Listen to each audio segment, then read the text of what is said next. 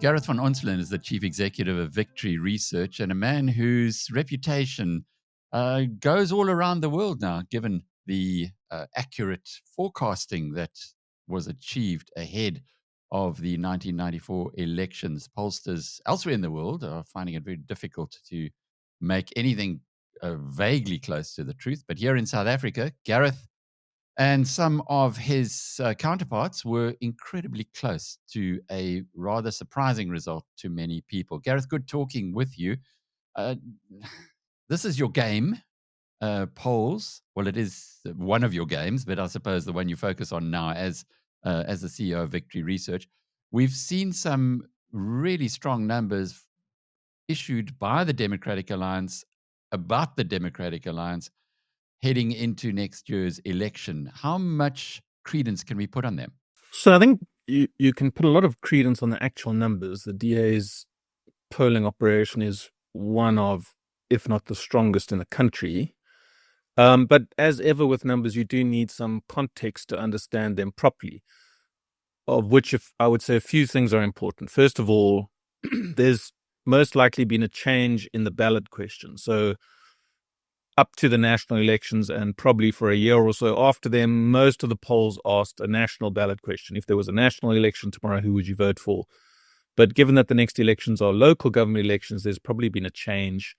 And the question is now, if there were local elections held tomorrow, who would you vote for? And so that does elicit a different level of response because people are less interested in local government elections in South Africa than national elections. The ANC typically does worse in local government elections than it does in national elections. And so that probably explains why there's a significant drop from, for example, the last SRF poll, which had the ANC on around 40%. And then you need to understand that the DA runs a tracking poll. It doesn't do a once-off poll. So what it has given to the public is effectively the last month's support. I suspect those numbers are relatively stable over the long term, but actually what would be more helpful is to know which direction the graph's headed in. In other words, this point in time that the DA has released, are the trends stable? Or is the DA rising? Is the ANC dropping? What are the longer term trends that underpin this one-off mark? Because that's the great value of a track and gives you a bit more context. And then the final point is there's no ways that these results can be used to predict with any accuracy the election results. They're simply too far away.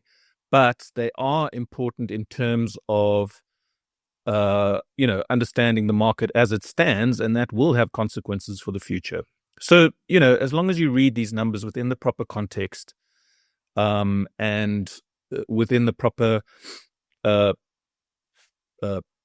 limitations on them, they are incredibly helpful and I think very accurate. So if we go back, what are the trends looking like then? It would appear, though, the ANC continues to slide and the DA doing better than we saw in the 94 in last year's elections. Yes, look, it kind of depends on what you mean by trends. If you take a long kind of 20-year view, then it makes almost perfect sense that the ANC is in decline and that particularly in urban centers, in metropolitans, the DA in particular, and no doubt other opposition parties are doing relatively well because that's where their strengths are.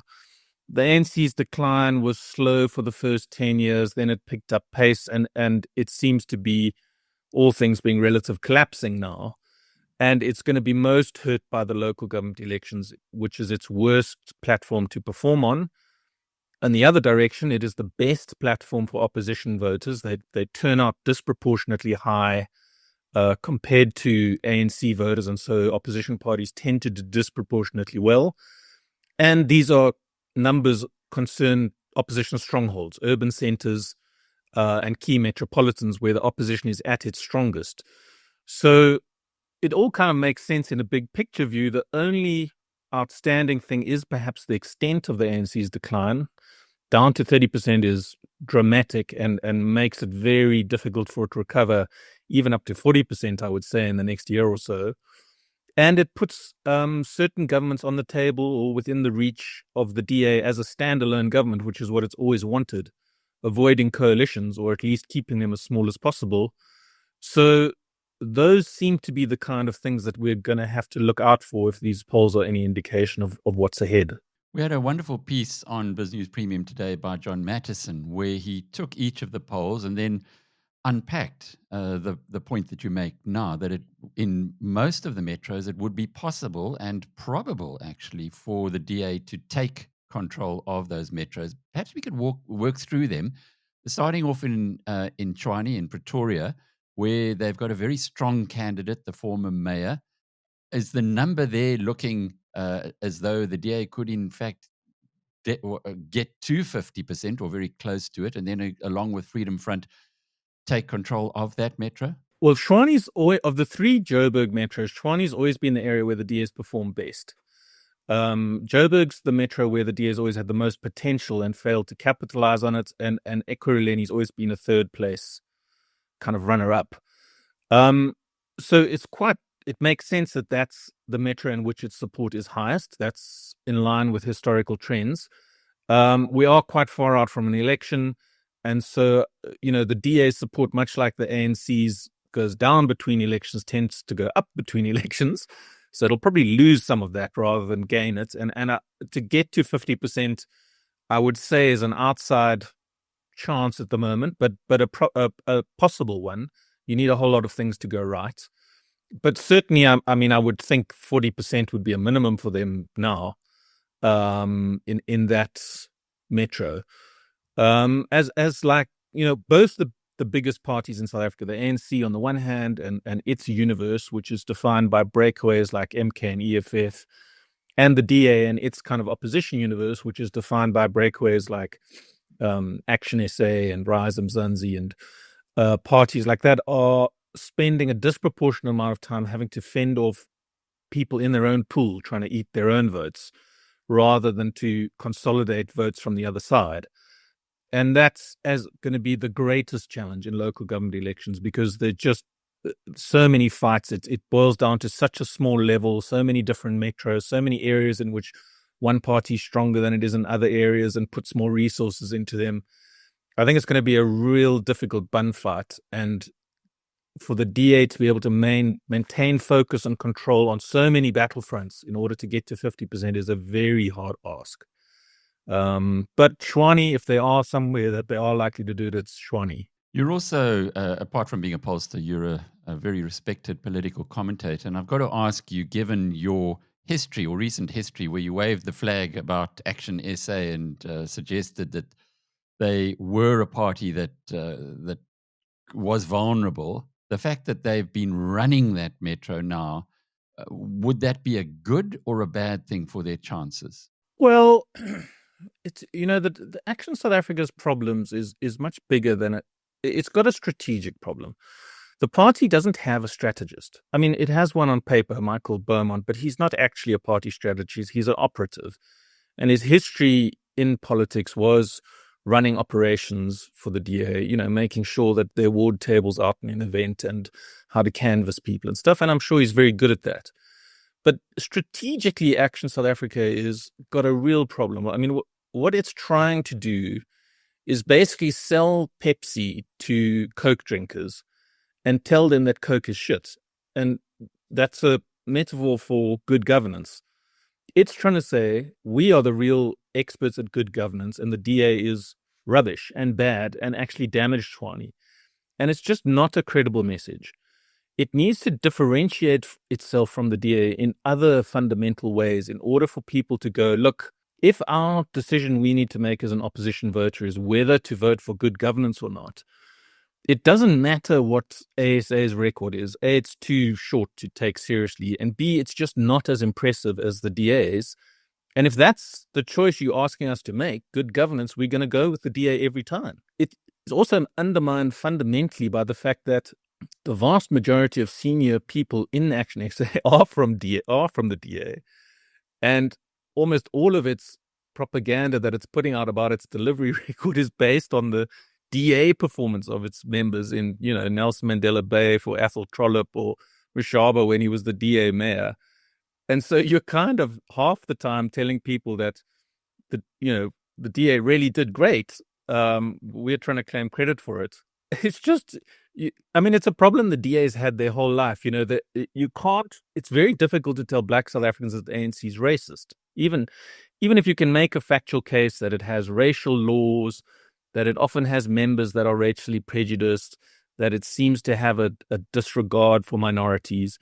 It doesn't matter what the facts say. It's very difficult to sell that message in a believable way to Black South Africans. ASA is going to have the same problem with the DA and good governance. It's just going to be subsumed by a brand that's bigger and stronger than it, and it's showing in the polls. They had a very good local election last time round. Action SA. Was that likely to be the peak from what the polls have told us subsequently? Well, look, it didn't actually have a very good local government election. It had a very bad one. But it was very good at spinning it. So, it only stood in 8 municipalities, and it did reasonably in those 8 municipalities. But all polls that ran in the last local government elections put Action South Africa on about 1 to 2% nationally. And that hasn't changed. And what that tells you is that Action South Africa's support is by and large comes from Gauteng, and within that, by and large, from Johannesburg. And it's deeply ironic that Action South Africa is running Tshwane, has full control over the municipality, its advertising budget. It can, generate a great many stories out of Tshwane, which it's trying to do, but it's on 2% in Tshwane and 12% in Joburg, where it's done nothing. And that's Mashaba. That is the party. It's his brand, his legacy that lives on in Joburg, and that's where the bulk of their support is. But if you zoom out to a national picture, which incorporates all of South Africa, all of its provinces, all of its voters, those little bubbles of support are by and large meaningless in a national picture. Could get you some crucial seats in some metros, but that's it, really. So Sadia Brink's got a good chance of becoming mayor again in Tshwane with the support of the Freedom Front. That's the, I guess, the bright spot for the opposition or for the DA. What about Johannesburg? How are you reading it in the light of their most recent polls? Johannesburg is really a disappointment. As someone who has an affinity for opposition politics and the DA in particular, I really have regarded it as the biggest potential bubble of potential for the Democratic Alliance and its biggest failure in terms of being able to capitalize on that. And there are many reasons for that that are complicated and goes to, in some instances, an over-focus on the Western Cape at the expense of Johannesburg, poor leadership choices and a poor caliber of public representatives in Johannesburg over a long period of time, which is exemplified by the fact that they've had to import mayoral candidates, from Musi to Herman Mashaba. The talk is now Helen will be the next candidate in Joburg. And why is it that Joburg is not producing its own candidates? And so the DA's always got great potential in Johannesburg. It always has the potential to get up to 40%. It never seems to capitalize on that in a meaningful way. Maybe if Zilla does stand, she brings a massive amount of brand value and capital to that thing. It can make a fundamental difference for the DA. But, its historical record in that metro is underperforming, and I'll need to see it before I believe it, to be frank. Maybe this year will be different, but, one has to take some value out of trends and previous performance. So Helen Zille, if she is to stand as mayor, that would be definitely their best chance of winning Joburg. What about the East Rand, Ekurhuleni? Yeah, it's sort of the forgotten child of the three metros. And the DA is at its weakest in Ekurhuleni. It's still fairly strong there, but not like the other two metros. Much bigger working class population there, less leafy suburbs and middle class areas where the DA thrives in, and very strong union history also in Ekurhuleni. So parties like the EFF and the ANC do well there. I think that'll be its hardest fight to get to governance. All three of these metros is almost odds on that there will be some kind of opposition coalition at the moment. It's just probably the DA will not be as strong in that scenario in Ekurhuleni. Yeah, I don't think there's much more to say than that. Look, you can talk about the numbers until the cows come home. I think the big picture thing is the ANC is going to really battle to put together a coalition in which it can govern. The odds are in favor of the opposition with a dominant DA in the coalitions governing all three to a certain degree. And the real fundamental problem is whether or not those coalitions are going to be able to make a difference. Because the state of Ekurhuleni and Johannesburg and Tshwane is profound state of disrepair that leads all the way down to the foundations, which are rotten. And it actually takes 10 years to get the machine working properly before you can start to see fundamental delivery. It was like that in Cape Town. And I don't know if people have got the patience for that. And it could be a very difficult 5 or 10 years for whatever it is that takes over, if it is concerned about fixing things and service delivery, because the rot is so profound in those metros.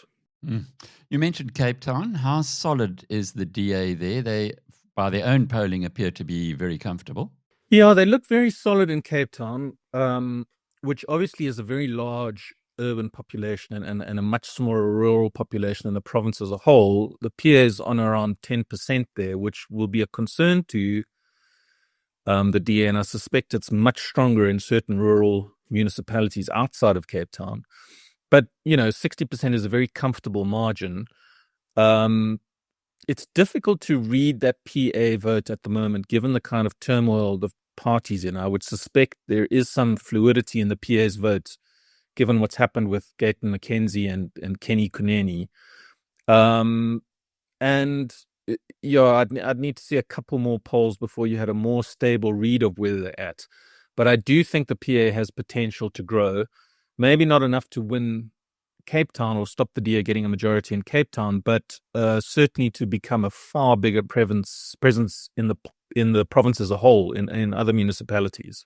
Gareth, what about KZN and in particular Ekurhuleni, Durban? Yeah, that's going to be another. I mean, KZN and Johannesburg, KZN and Gauteng are going to be the biggest battlegrounds in this election. KZN is going to be fascinating. If the national elections are anything to go by, it's even Stevens between the MK and the ANC for who can emerge the bigger, more powerful, more dominant party after the local government elections. And the MK seems to have stalled its growth in other provinces. There was a huge drive about 6 months ago from MK, a lot of events held in Gauteng in particular, some big rallies, trying to capitalize on the sort of 10% that it got in Gauteng. But it seems to have abandoned that kind of stuff and it is focusing now exclusively on KZN and most likely on the ground. There doesn't seem to be that much public PR from MK anymore. And so I think it's kind of recognized that its KZN is where it lives or dies, and its ability to do well in that province will determine whether it is a lasting force or not. The problem with small parties is they're kind of like sharks. They can't sit still ever. If you have an election where you don't grow or you go backwards, you'll die. Especially if you're a young party, you need that momentum. And so there's just as much pressure on MK as there is on the ANC to do well in KZN. But I think it has taken a strategic decision that it's KZN or die. And given its political behavior in the last 6 months, that seems to be entirely where it's focused.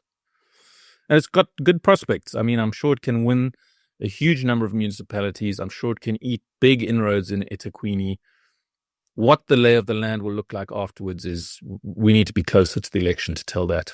Some of the personalities, given that South Africa does have a lot of personality cults around politicians, starting with MK and Floyd Shivambu, will that have much of an impact, the fact that he came and then left with such fanfare? Well, I think it depends on how you view MK. And to a certain degree, that's also irrelevant because it's actually how does Zuma view MK. If you're a traditional political party that's here for the long term, you want to establish yourself as a party, you want to produce a foundational core support base, and you want to build national structures, you need organizers to do that. And Floyd Shivambu might be an ideologue with whom I disagree on almost everything, but I think he is a good organizer. And something that he brought to MK, or would have brought, was the ability to be able to build branches outside of KZN, to introduce some kind of formal structure to the party, systems, documents, policies, and a way to structure the party in a traditional modern political sense. But I don't think Zuma views the party like that. It's an extension of his own personal grievance. To that end, it must be filled with people that share his grievance and are loyal to him first and foremost, rather than any idea of MK. And it doesn't need the kind of national structures it needs because its draw card is Zuma and it begins and ends with him. And so MK's abandonment of that kind of formal approach to politics, which if you compare to the EFF is fundamentally different. The EFF was very, very good at creating national structures, largely because it hijacked the ANC Youth League, but MK has no interest in that. It's kind of sowing the seeds of its own demise because when Zuma dies, it will have nothing left. There is no foundation being built. There is no depth of leadership, no kind of loyal base that's being recruited through branches and can have meetings and engage with the party and inform decisions. Zuma said, we're never having a conference. We don't believe in those. And so that's fine. As long as the brand is around, the fundamental brand, which is Zuma, you can draw on that and suck out as much value as you can from that. But when that goes, you vanish and there's not much left at all. So that's the risk. Is he likely, though, Shivambu, to have much of an impact? Outside of MK? No. I mean, what do you mean by an impact? Can he muscle together 1% or 2%? Maybe.